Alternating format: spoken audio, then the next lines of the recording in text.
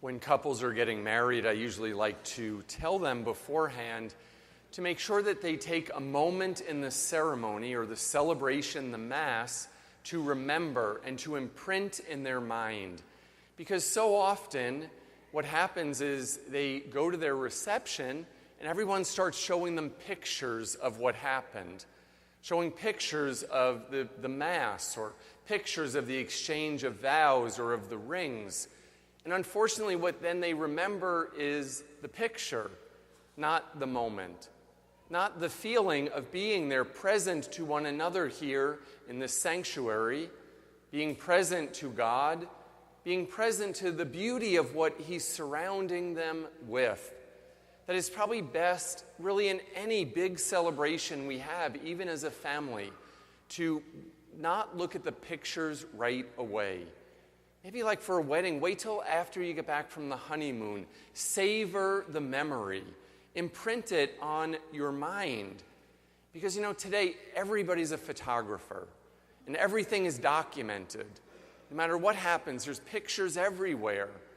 And I hope that we're not losing a sense of being present, living in the moment and appreciating the feeling that goes along, not just the visual, but also what's happening in the heart. Also, the fact that God gave us more than the sense of sight. He gave us the ability to hear. He gave us the ability to touch. He gave us the ability to just have a feeling in the heart of love and of appreciation for a particular event or moment in time. So often parents go through this, or grandparents, because they realize when they look at their children that they've grown up so quickly. And do you ever wonder, where have the years gone? I think especially when people come to church, they see other families whose children maybe sit in the same pew or the same area. You come to church, you see other families growing up. Brings back memories maybe of your own family and of being at a particular point in time. What do you remember most from that point in time? About maybe being a mother to a young child, or perhaps being a mother to a teenager. I don't know which one you'd choose if you had a choice between the two. But there's certainly a grace involved with the teenager as well, watching them make decisions, take responsibility. So living in the moment is so precious. It's what our scripture today really calls us to in the gospel, where Jesus appears to the disciples once again in his last resurrection appearance. He comes to them and he's being present to them. You can only imagine the shock on their face of the fact that he's come back, because he was dead. Think about it. He had no pulse. He had wounds and bruises. He had vanished from their sight. He was in the tomb. He was gone. They grieved him. And all of a sudden, he shows back up. Now, if all they did was take a picture of the moment, they wouldn't be able to have gone out to evangelize like they did. Would they have been able to go and spread the good news, to talk about what resurrection really is? That it's just not a story, but rather it's about life. They were inspired because then when they saw Jesus, they were troubled. Then they were joy-filled.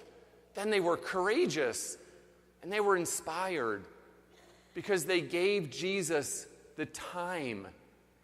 They gave Jesus the ability to feel what was going on in their own hearts. There's a lot of emotions, a lot of thoughts, feelings, desires that go on in these post-resurrection appearances. And there's a message in it for us. First of all, when it comes to God, how do we feel in the presence of God? Do we have a different feeling coming into a church, enjoying a moment of grace? At our class for baptism, I often tell the parents that, grace is a beautiful name for a child. But what does grace mean? We sing about it. Grace is a gift from God of being in a present moment. Grace is when God pours out his love upon us. For instance, when we have a recognition of him. And it doesn't only happen when we become before a beautiful gold tabernacle. God's grace is present to us maybe in a morning when we wake up early and watch the sunrise.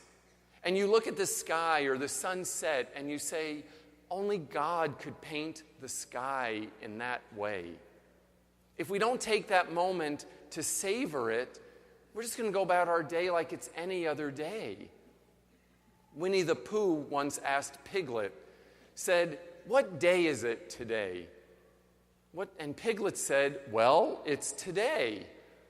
And Pooh said, "It's my favorite day." My friends, every day can be our favorite day. If we truly enjoy the grace of God here and now. If when we go out to eat as a family or at home, and maybe or even as a couple, for instance, you go out to a restaurant, husband and wife, and there's just two of you sitting there, and you look at the table and I wonder, there's not just two people sitting there, there's two people and a cell phone, which means there's two people and everybody in your address book sitting there, just waiting for a text message, waiting for that all-important phone call that's going to come. Oh, I have to be present there to my phone and to whoever it is that's way away from me, but I'm not present to the person sitting in front of me. What does that mean? And really, am I going to remember that dinner? What will I remember from that dinner? Talking on the cell phone, texting, someone else's business, everyone in my address book, but I wasn't there with the person. If we were in that room where the apostles were and Jesus appeared and we were too busy on our cell phone, we'd miss out on a lot. God doesn't want us to be only behind the camera taking the picture. He doesn't want us to be only the one looking at the picture of our lives. He wants us to be participants in the beautiful story that He's given to us of today.